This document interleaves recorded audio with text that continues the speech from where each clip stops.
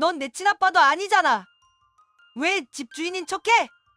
그 말이 칼처럼 내 가슴을 도려냈다. 설상가상 아내가 데리고 온 딸 소은마저 고개를 끄덕이며 말했다. 맞아. 그냥 엄마가 다시 결혼해서 데려온 아저씨잖아. 나는 본능적으로 재혼 아내 정유린을 바라봤다. 하지만 그녀는 아무 말도 하지 않았다. 그 순간 내 안에서 뭔가 산산조각이 났다. 이 장면이 내가 믿어온 모든 것을 무너뜨린 순간이었다. 피 한 방울 섞이지 않았어도 가족이라 믿었던 아이들, 그리고 나를 지켜줄 거라 생각했던 그녀까지 몇 년 동안 흘린 땀과 희생이 한순간에 공허한 그림자로 바뀌어 버렸다. 그날 밤 나는 처음으로 깨달았다. 사랑과 가족이라는 이름으로 스스로를 속여왔다는 사실. 하지만 그건 시작에 불과했다. 그 뒤로 더 노골적인 무시와 조롱, 그리고 예측할 수 없었던 파괴가 기다리고 있었다. 나는 아버지의 자리에서 물러났고 그들이 누리던 세상이 조금씩 금이 가기 시작했다. 이제부터 펼쳐질 이야기는 단순한 가정불화가 아니다. 한 남자가 자신의 존엄을 되찾기 위해 어떻게 무너지고 또 어떻게 일어서는지에 대한 기록이다. 여러분은 이 이야기를 통해 가족이라는 단어가 때로는 얼마나 잔인할 수 있는지, 그리고 그것을 깨닫는 순간 인간이 어떤 선택을 할 수 있는지를 보게 될 것이다. 끝까지 지켜봐 달라. 진짜 충격은 이제부터 시작이다. 결말은 여러분의 예상을 완전히 뒤엎을지도 모릅니다. 여러분의 생각은 어떠셨나요? 댓글로 꼭 남겨주세요. 구독과 좋아요도 잊지 마시고 방탐정의 이중 파일과 함께 더 놀랍고 흥미로운 이야기 속으로 떠나봐요. 내 이름은 서인규다. 서울 강남에서 인테리어 시공으로 살아왔다. 땀 흘려 번 돈으로 책임을 지고 내가 사랑하는 사람들을 지켜야 한다고 믿었다. 하지만 세상이 내게 가르쳐 준 건 하나였다. 잘못된 사람을 사랑하면 그 사랑은 결국 나를 무너뜨린다는 사실이었다. 정유린을 처음 만났을 때 그녀는 두 아이를 홀로 키우는 과부였다. 남편은 군 복무 중 순직한 국가유공자였다. 영웅이라 불렸지만 영웅은 다시 집으로 돌아오지 않았다. 그녀는 지쳐 있었고 두 아이와 함께 간신히 버티고 있었다. 나는 그 모습을 보고 발길을 멈췄다. 누가 시켜서도 아니고 의무감 때문도 아니었다. 그저 내가 원했기 때문이다. 아이들에게 다시 가정을 주고 싶었다. 잃어버린 아버지를 대신해 부족하지 않게 채워주고 싶었다. 그 뒤로 수년간 나는 일터와 집을 오가며 숨가쁘게 살았다. 일은 고됐지만 가족 앞에서 피곤한 얼굴을 보이지 않았다. 이준과 소은에게 필요한 건 뭐든 채워줬다. 좋은 학교, 새 옷, 따뜻한 집, 매일 밥상이 차려진 식탁. 생일이 오면 케이크를 사서 직접 편지를 썼다. 아이들이 촛불 앞에서 웃으며 나를 껴안을 때 가슴이 벅차올랐다. 여름이면 바닷가로 여행을 떠났다. 모래 위에서 뛰노는 아이들을 보며 속으로 다짐했다. 이 순간만큼은 무너지게 두지 않겠다. 학교 발표의 날이면 맨 앞줄에 앉아 가장 크게 박수를 쳤다. 카메라에 담긴 영상들을 밤마다 다시 보며 스스로에게 되뇌었다. 이게 내가 사는 이유다. 아이들은 나를 이름으로 부르지 않았다. 그들은 날 아빠라 불렀다. 그 한마디가 내 존재를 증명해주는 듯했다. 피 한 방울 섞이지 않았어도 내 살과 피 같은 존재라고 믿었다. 그때 나는 세상에서 가장 운 좋은 남자라 생각했다. 하지만 인생은 완벽하다고 느끼는 순간 금이 가기 시작한다. 사소한 무시, 툭툭 던지는 말. 처음엔 대수롭지 않게 넘겼다. 사춘기니까 시간이 지나면 괜찮아질 거라 스스로를 속였다. 그러나 곧 알게 됐다. 내가 쌓아 올린 것들이 얼마나 허망하게 무너질 수 있는지. 사람들은 흔히 말한다. 10대는 원래 어렵다. 말 안 듣고 제멋대로 군다. 나도 그 정도는 예상했다. 하지만 이렇게 빠르고 노골적으로 나를 거부할 줄은 몰랐다. 17이 된 이주는 집 규칙 따윈 안중에도 없었다. 통금은 무시했고 내 충고는 귓등으로 흘려버렸다. 14살 소은도 오빠를 따라했다. 눈을 굴리고 대답을 흘리며 내가 하는 말마다 하찮게 여겼다. 정리조차 하지 않았고 숙제를 시켜도 대충 넘겼다. 대화를 시도해도 돌아오는 건 무시뿐이었다. 내가 규칙을 세우려 하면 그들은 반항으로 대갚았다. 내가 바란 건 거창한 것도 아니었다. 그저 최소한의 존중. 그러나 아이들에게 규칙은 억압이었고 내 말은 통제였다. 더 치명적인 건 유린이었다. 아이들이 대놓고 반항할 때마다 나는 본능적으로 그녀를 바라봤다. 말려주길, 단호히 선을 그어주길 바랐다. 하지만 돌아오는 건 침묵뿐이었다. 휴대폰을 만지작거리거나 한숨만 내쉬며 고개를 돌렸다. 마치 문제는 내가 괜히 예민하게 굴어서 생긴 것처럼. 처음엔 이해하려 했다. 하루 종일 지쳐 있었을 테고 또 다른 갈등을 만들고 싶지 않았을 거라 생각했다. 그러나 시간이 지날수록 분명해졌다. 그녀는 아이들이 나를 무시하도록 방치했고 더 나아가 묵인하고 있었다. 그게 내가 눈을 떴어야 했던 첫 번째 신호였다. 그날 밤 모든 게 무너졌다. 이주는 점점 늦게 귀가하더니 마침내 연락도 없이 자정을 넘겨들어왔다. 전화도 없고 문자도 없었다. 현관문을 당당히 열고 들어오는 그의 표정엔 죄책감이란 단어조차 없었다. 나는 소리를 지르지 않았다. 차분히 물었다. 어디 다녀왔냐? 내심 미안하다는 한마디쯤은 돌아올 거라 기대했다. 하지만 돌아온 건 눈을 굴리며 던진 비아냥이었다. 좀 진정해. 나 애도 아니야. 그 순간 나는 단호히 선을 그었다. 내 지붕 아래 사는 이상 내 규칙을 지켜라. 지킬 수 없다면 우리 사이에 문제가 생긴다. 그러자 이주는 눈을 똑바로 뜨고 나를 노려보며 쏘아붙였다. 넌 내 친아빠도 아니잖아. 왜 집 주인인 척해? 순간 온몸이 얼어붙었다.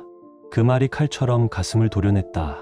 설상가상 소음마저 고개를 끄덕이며 덧붙였다. 맞아. 그냥 엄마가 데려온 아저씨잖아. 나는 본능적으로 유린을 바라봤다. 아이들이 선을 넘었다는 걸 누군가는 알려줘야 했다. 아니, 최소한 그녀만은 나를 지켜줘야 했다. 그러나 그녀는 아무 반응도 하지 않았다. 분노도 실망도 없었다. 그저 무표정하게 서 있었다. 마치 그 말이 사실이라는 듯 고개조차 들지 않았다. 그 순간 내 안에서 뭔가 산산조각이 났다. 수년간 쌓아온 노력, 희생, 사랑, 그 모든 게 한순간에 무너져 내렸다. 며칠 뒤 같은 일이 반복됐다. 이번엔 더 노골적이고 더 잔인했다. 소은이 부엌을 엉망으로 만든 채 그대로 방으로 들어가 버렸다. 나는 한숨을 삼키며 차분히 말했다. 내가 어질렀으니 내가 치워라. 그러자 소은은 입꼬리를 비틀며 대꾸했다. 왜 아저씨가 안 치워요? 여기 집 주인이라면서. 그 말이 가시처럼 내 가슴에 박혔다. 내가 입을 열기도 전에 이준이 끼어들었다. 맨날 우리한테 명령하려고 하지 마. 넌 우리 친아빠도 아니잖아. 그리고 이어진 건 유린의 목소리였다. 차갑지도 뜨겁지도 않은 무심한 어투. 애들 말이 틀린 건 아니잖아. 그녀는 끝내 휴대폰에서 눈을 떼지 않았다. 내 눈을 마주할 최소한의 예의조차 없었다. 그 한순간 나는 모든 걸 분명히 깨달았다. 분노도 아니고 슬픔도 아니었다. 그저 선명한 결론, 끝났다는 사실. 그날 밤 나는 불 꺼진 거실에 홀로 앉았다. 아이들을 위해 바친 세월, 내가 감내한 희생들. 그러나 되돌아온 건 무시와 조롱뿐이었다. 나는 서랍 속에서 사진첩을 꺼냈다. 아이들이 어린 시절 내 품에 안겨 웃던 모습, 생일날 내가 사준 장난감을 들고 깔깔거리던 순간, 그 웃음들이 지금의 냉소와 겹쳐져 잔인한 대조를 이루었다. 아빠! 하고 달려오던 그 목소리, 이제는 넌 아빠가 아니야 라는 비수로 바뀌어 내 가슴을 찔렀다. 그때 나는 깨달았다. 사랑이라는 이름으로 존엄을 내던진 건 결국 나 자신을 배신한 일이었다는 것을. 그날 밤 나는 결론을 내렸다. 그들에게 나는 아무것도 아니었다. 그렇다면 나 역시 이제 아무것도 하지 않아도 된다는 결론에 다다랐다. 나는 멈췄다. 주던 것도, 해주던 것도, 신경 쓰던 것도 모두. 나는 더 이상 아이들을 학교에 태워주지 않았다. 알아서 가라고 했다. 용돈도 끊었다. 나는 은행이 아니었다. 문제가 생기면 스스로 해결하라고 했다. 더 이상 개입도, 조언도, 도움도 없었다. 아버지라는 이름을 거두기로 했다. 솔직히 말해 가슴이 찢어질 만큼 아팠다. 하지만 내면 깊숙이 알았다. 이게 유일한 길이라는 것을. 사람은 잃어보기 전까지 가진 걸 소중히 알지 못한다. 가장 가까운 이들에게조차 쓰레기처럼 취급받을 수 있다는 걸. 그럼에도 끝없이 참으며 견디는 건 어리석은 짓이었다. 이준, 소은, 그리고 유린. 내가 아버지 역할을 거두자 그들은 처음엔 비웃었다. 잘 됐네. 이제 잔소리 안 듣는다. 엄마가 있잖아. 아저씨 필요 없어. 나는 그 말들을 똑똑히 들었다. 그들은 여전히 우쭐거렸고 내 앞에서 비웃는 표정을 숨기지 않았다. 내가 지나갈 때마다 비꼬는 말을 던졌다. 나는 아무 대꾸도 하지 않았다. 조용히 묵묵히 그들의 웃음을 견뎠다. 왜냐하면 내가 아는 걸 그들은 몰랐기 때문이다. 내가 지켜온 건 돈이었다. 유리는 부자가 아니었다. 가정을 붙들고 있던 건 바로 나였다. 나는 기다렸다. 그리고 마침내 변화가 찾아왔다. 처음엔 사소한 것들이었다. 주말 쇼핑 가방이 줄어들었고 백화점 대신 동네 마트에서 장을 봤다. 배달 치킨과 피자 횟수도 줄었다. 옷장에선 새 옷 대신 빈자리가 늘어났다. 곧 더 심각한 문제들이 고개를 들었다. 학원비와 수업료 납부일이 다가오자 유린의 얼굴이 굳어졌다. 아파트 관리비가 밀리기 시작했고 신용카드 결제일마다 독촉 전화가 걸려왔다. SNS에 올리던 화려한 사진들은 하나둘 사라졌다. 주변 사람들의 시선도 점점 싸늘해졌다. 겉으로 번듯했던 생활이 서서히 금이 가고 있었다. 이준이 학교에서 문제를 일으켰다. 언제나 같았더라면 내가 직접 교무실로 가서 교장과 이야기했을 것이다. 하지만 이번엔 가지 않았다. 교무실에서 불려 나온 사람은 오직 유린뿐이었다. 그녀는 고개를 숙인 채 서 있어야 했다. 소은의 휴대폰이 고장났다. 예전 같으면 내가 주저없이 새 기종으로 바꿔줬을 것이다. 이번엔 그러지 않았다. 소은은 낡은 휴대폰을 꺼내며 얼굴을 붉혔다. 한때는 새 모델을 자랑하던 아이가 이제는 친구들 앞에서 뒤처진 듯한 표정을 짓고 있었다. 무엇보다도 더 이상 카카오 택시는 없었다. 그들은 직접 버스를 타야 했다. 첫날 아침, 이주는 누군가 대신 데리러 올 거라 생각했는지 등교 시간을 놓쳤다. 아무도 나타나지 않자 그는 새 블록을 전력으로 뛰어 버스를 간신히 잡아탔다. 그 광경을 떠올리며 나는 조용히 미소 지었다. 처음으로 현실이 그들의 발목을 붙잡았다는 증거였기 때문이다. 소은은 유린에게 불평을 쏟아냈다. 엄마, 왜 또 택시 안 태워줘요? 그러자 유린의 목소리는 차갑게 떨어졌다. 지금 그럴 돈이 없어. 그 순간 나는 마음속에서 잔잔한 웃음을 흘렸다. 그들이 누리던 게 내 손으로 만든 세계였음을 이제야 깨닫고 있었기 때문이다. 한 달쯤이 지나자 결국 유린이 무너졌다. 그날 밤 퇴근해 집에 들어서자 주방에 그녀가 팔짱을 낀 채 기다리고 있었다. 얼굴은 붉었고 이미 싸울 준비가 되어 있었다. 당신 진짜 어린애 같아, 서인규. 기분 상했다고 가족을 벌주는 게 무슨 남자야? 너무도 책임감 없는 행동이야. 그녀의 목소리에서 들려온 단어는 책임뿐이었다. 사랑도, 가족도, 존중도 아니었다. 내가 그녀에게 남긴 건 그저 책임이라는 짐뿐이었다. 나는 담담히 물었다. 왜 단 한 번도 나를 변호하지 않았나요? 왜 항상 그들이 내게 그런 말을 내뱉도록 내버려 두나요? 그러자 그녀는 휴대폰에서 눈길조차 떼지 않은 채 비웃듯 말했다. 그들이 틀린 건 아니잖아, 서인규. 넌 원래 그들의 아빠가 아니었어. 그 말은 내 심장을 얼어붙게 했다. 하지만 그녀는 멈추지 않았다. 내가 먼저 그 아이들을 키웠어. 너 없이도 해냈어. 그리고 다시 혼자서도 할 수 있어. 그 순간 나는 확실히 알았다. 내가 붙잡고 있던 건 사랑이 아니라 착각이었음을. 더 이상 기대할 것도 남은 것도 없다는 사실. 그 순간 나는 모든 것을 확실히 알았다. 더 이상 기대할 것도 바랄 것도 없었다는 사실. 화가 치밀어 올라야 했다. 가슴이 찢어져야 했다. 하지만 내 안에서 일어난 건 뜻밖에도 안 되었다. 드디어 그녀가 입 밖으로 내뱉었기 때문이다. 나는 그들의 아버지도 그녀의 동반자도 아니었다. 그저 지갑, 돈줄, 편리한 존재였다는 사실을 스스로도 인정하게 된 순간이었다. 이준과 소은은 복도에서 팔짱을 낀 채 나를 노려보고 있었다. 입꼬리를 올린 그 표정은 내가 무너지는 모습을 즐기는 아이들의 잔인한 얼굴이었다. 나는 고개를 천천히 끄덕였다. 그리고 돌아섰다. 약해서가 아니라 이제 정말 끝났기 때문이다. 사람이 자기 얼굴을 드러내면 그게 진짜라는 걸 나는 늘 믿었다. 그리고 지금 그 진실을 받아들이는 것 외에는 길이 없었다. 내가 생활비를 끊자 아이들은 더 노골적으로 변했다. 며칠 지나지 않아 내 물건들이 하나둘 사라졌다. 책상 위에 정리해둔 서류가 어느 날 아침 흔적도 없이 사라졌고 주차장에 세워둔 내 차는 밤새 깊게 긁혀 있었다. 운전석 쪽에 난 흠집은 칼날처럼 내 눈에 박혔다. 처음엔 믿고 싶지 않았다. 설마 그 아이들이 이런 짓을 할까? 하지만 어느 날 밤 집에 돌아오자 옷장이 완전히 털려 있었다. 내 옷들은 갈기갈기 찢겨 바닥에 던져져 있었고 집 안은 마치 약탈을 당한 것 같았다. 그때 나는 아파트 CCTV와 차량 블랙박스를 확인했다. 거기에는 웃으며 내 물건을 찢는 이준과 소은이 있었다. 내가 아버지라 믿었던 아이들이 내 삶을 조롱하듯 파괴하고 있었다. 나는 몇 주 동안 모른 척했다. 그들이 이겼다고 착각하도록 내버려 두었다. 나는 조용했고 멀찍이 있었고 흔들리지 않는 얼굴을 유지했다. 그들이 더 심하게 도발해도 나는 단 한 번도 반응하지 않았다.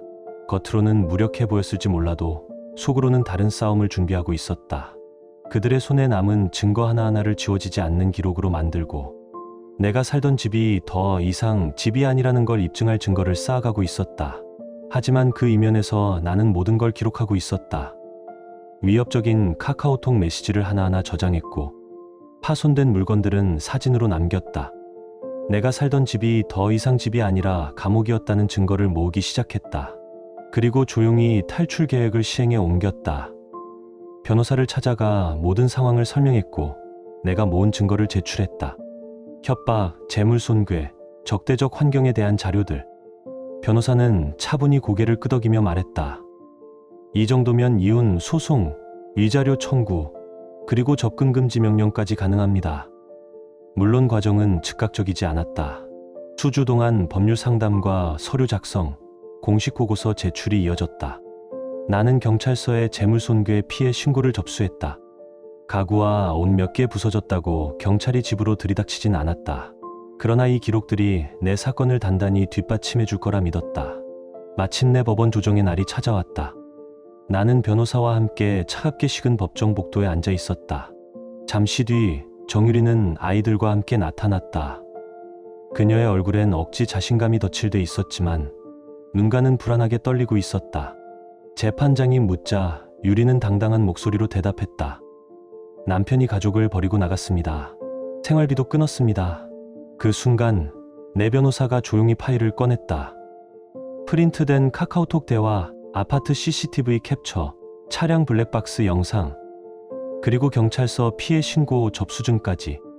가정을 파괴한 건 제 의뢰인이 아닙니다. 반대로 이 집에서 그가 당한 건 협박과 재물손괴였습니다. 법정 화면에 CCTV 캡처가 띄워졌다.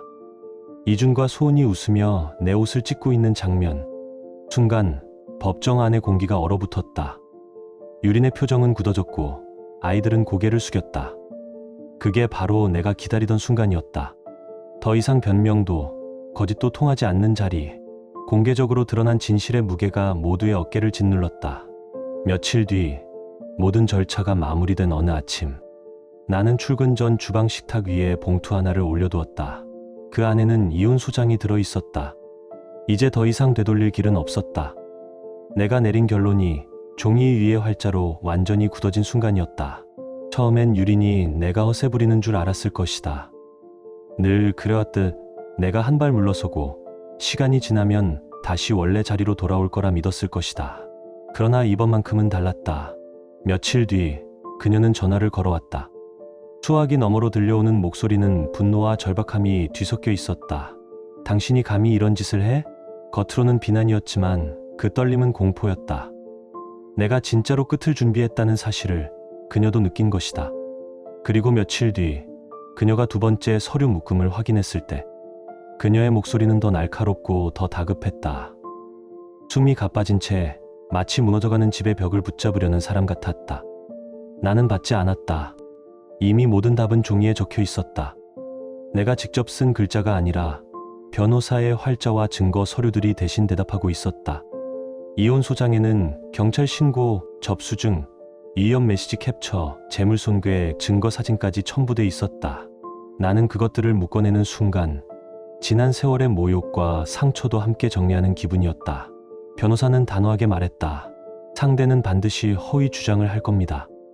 남편이 가정을 버렸다, 생활비를 끊었다, 폭언을 했다. 별의별 말이 다 나올 수 있습니다. 그래서 증거는 과하다 싶을 만큼 준비해야 합니다. 이 정도면 방어가 아니라 공격도 가능합니다. 나는 고개를 끄덕였다. 내 인생에서 처음으로 사랑이 아닌 법과 증거가 나를 지켜주는 순간이었다. 모든 절차를 끝낸 뒤 나는 집을 나왔다. 정말 필요한 것들만 챙겼다. 옷 몇 벌, 업무에 필요한 서류, 그리고 지난 세월 동안 홀로 모아둔 통장과 도장. 집 안에 남겨둔 가구와 가전, 장식품들은 더 이상 의미가 없었다. 그건 내가 땀 흘려 마련한 것들이었지만 동시에 나를 올가매던 족쇄이기도 했다. 공동통장은 모두 해지됐다. 유린이 손댈 수 있다고 믿었던 돈줄은 이미 사라졌다. 내가 벌어온 돈, 내가 지켜온 재산은 하나하나 내 이름으로 정리됐다. 아파트 등기부, 차량 등록증, 심지어 보험 증권까지. 나는 모든 서류를 내 손안에 쥐고 집을 나왔다. 그 순간 나는 깨달았다.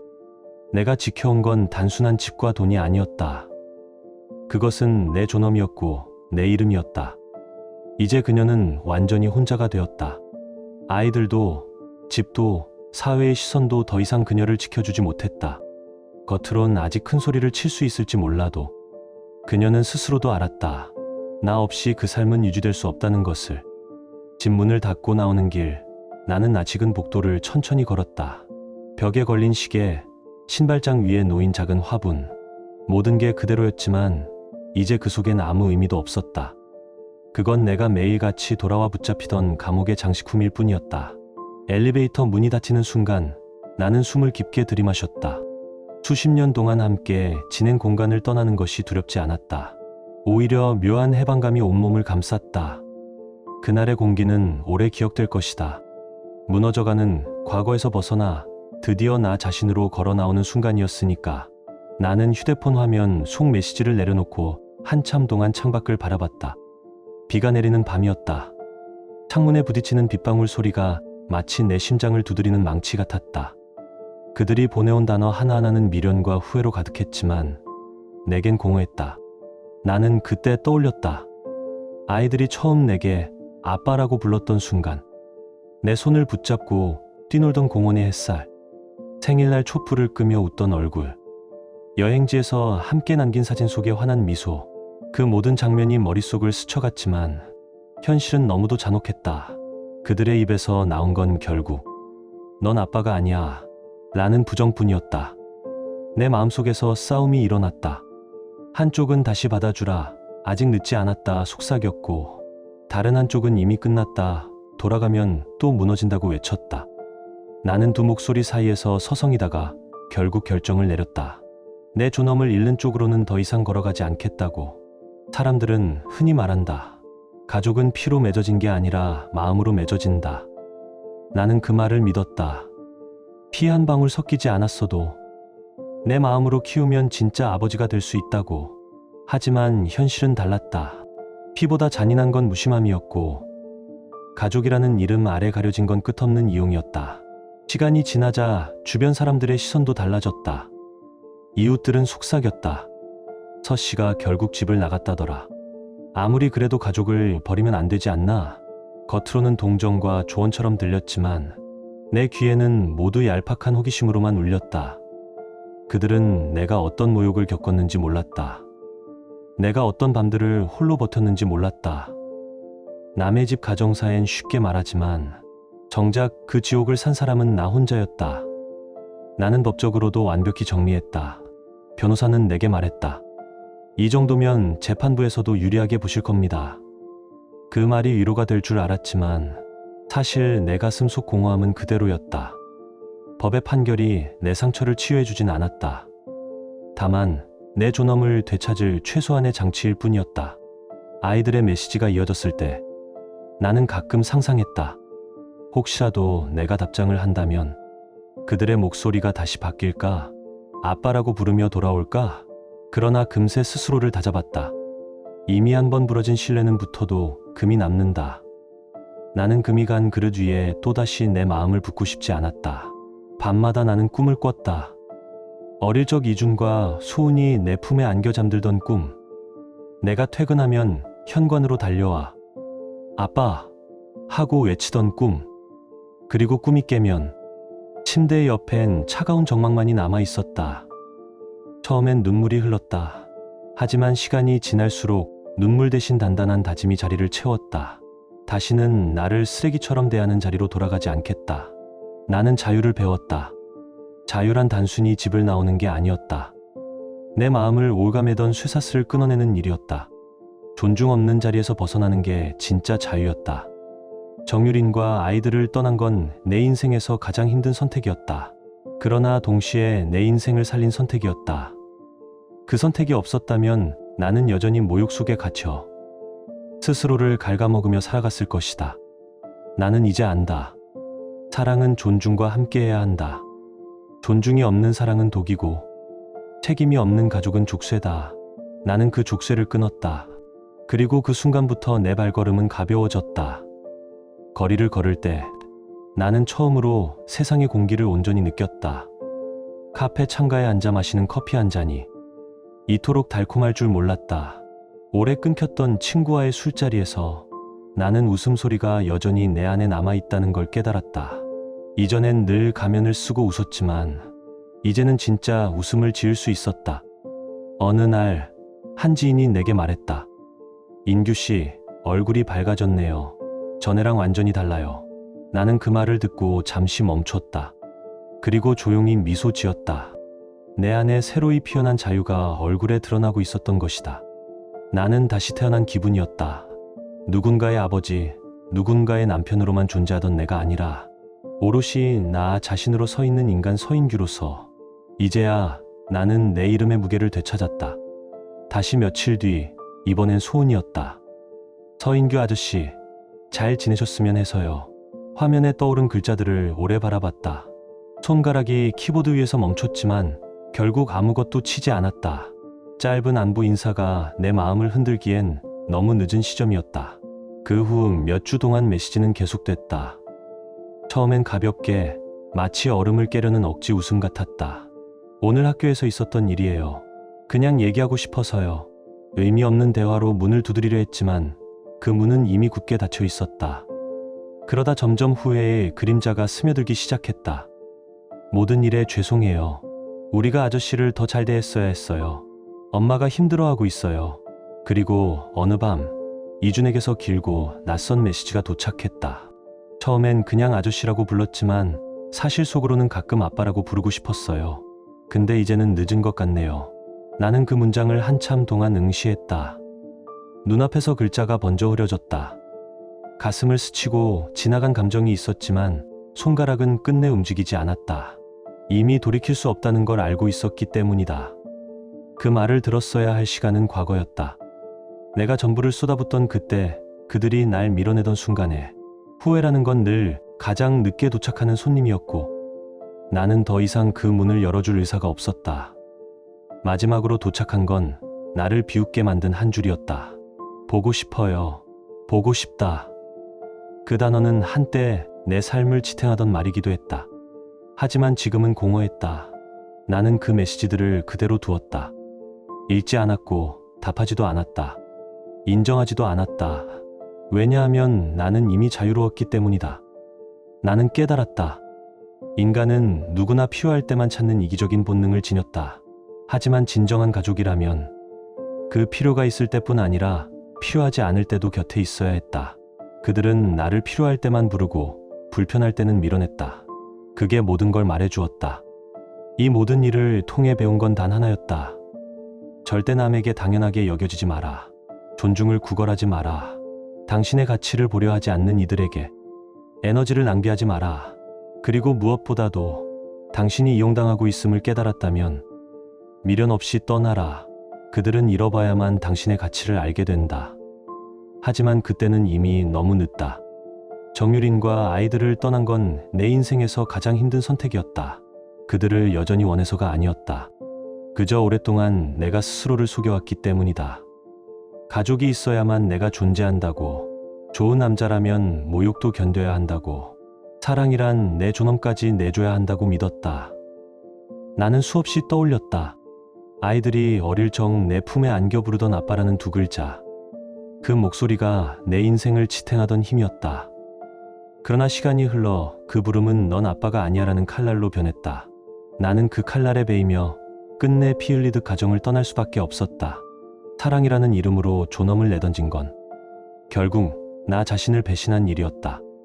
나는 더 이상 내 존엄을 저당 잡히고 살 수 없었다. 사람은 변한다. 아이들도, 아내도, 상황도. 하지만 한 가지 변하지 말아야 할 게 있다면 그건 자기 자신에 대한 존중이다. 나는 그걸 잃고 살았다. 그리고 뒤늦게 되찾았다. 떠나는 길은 쉽지 않았다.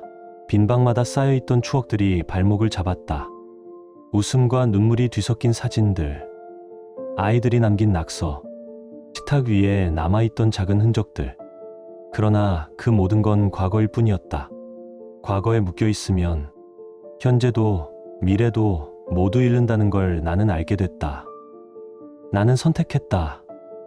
더 이상 과거에 머물지 않고, 더 이상 타인의 인정을 구걸하지 않고, 오직 나 자신을 위해 살아가기로. 그 선택이 나를 구원했다. 쓰라리지만 그것만이 나를 살게 했다. 이제 나는 알았다. 사랑은 존엄을 해치지 않는 선에서만 가치가 있다. 존중 없는 사랑은 집착이고, 책임 없는 가족은 족쇄일 뿐이다. 나는 족쇄를 풀었다. 그리고 비로소 걸어 나왔다.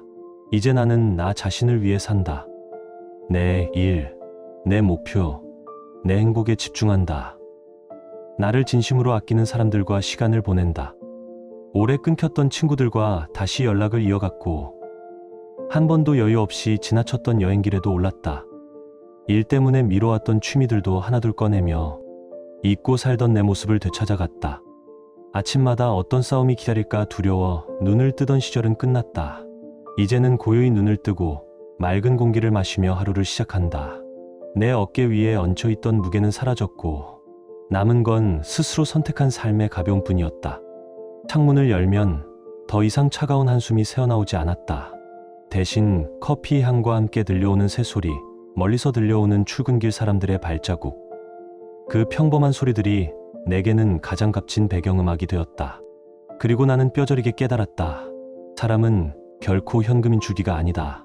존중을 구걸할 필요도 없다. 당신의 가치를 외면하는 이들에게 끝없이 증명하려 애쓸 필요도 없다. 존엄은 스스로 세우는 것이고 그 존엄을 짓밟는 순간 사랑이라는 이름은 더 이상 사랑이 아니다. 나는 그 단순한 진리를 너무 늦게 배웠지만 늦게라도 배웠기에 살아남을 수 있었다. 중요한 건 하나였다. 당신이 이용당하고 있다는 걸 깨달았다면 망설이지 말고 떠나야 한다는 것. 그들은 당신을 잃어봐야만 그 가치를 알게 된다. 하지만 그때는 이미 너무 늦다. 사람은 잃고 나서야 후회한다.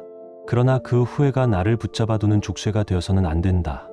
나는 그 굴레를 끊고 나왔다. 그리고 다시는 돌아가지 않을 것이다. 마지막으로 집을 정리하던 날, 나는 현관 앞에 섰다. 손에 쥔 열쇠가 유난히 무겁게 느껴졌다. 작은 쇳덩이 하나에 내 지난 세월이 전부 매달려 있는 듯했다.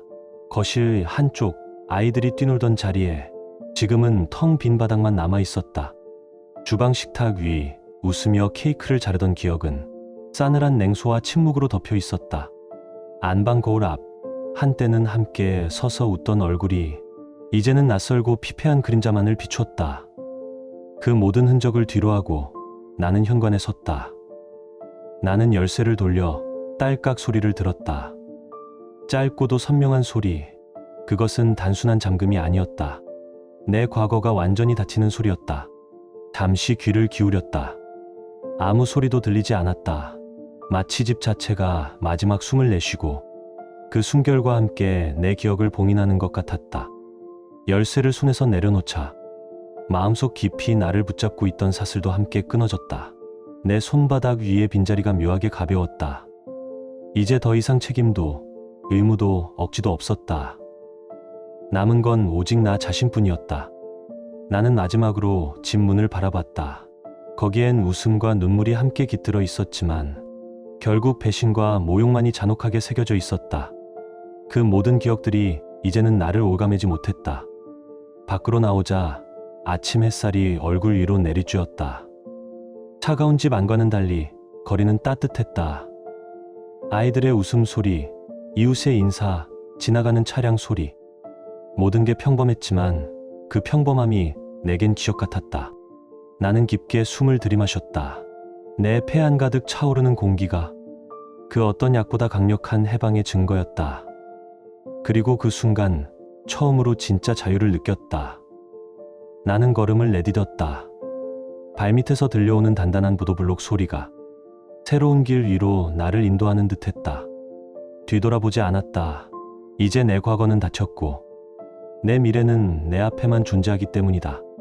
지금 당신의 마음은 어떤가요? 이 이야기를 따라오며 떠오른 감정이나 생각이 있다면 댓글로 남겨주세요. 사랑과 배신, 그리고 복수, 차갑게 끝맺은 이 짧은 이야기 속에서 혹시 잊고 있던 감정을 떠올리셨나요? 좋아요와 구독, 그리고 공유는 이런 이야기가 더 많은 사람들의 하루에 조용히 스며들 수 있는 힘이 됩니다. 끝까지 함께 해주셔서 감사합니다. 오늘 당신의 하루에도 조용한 평안과 따뜻한 용기가 함께하길 바랍니다.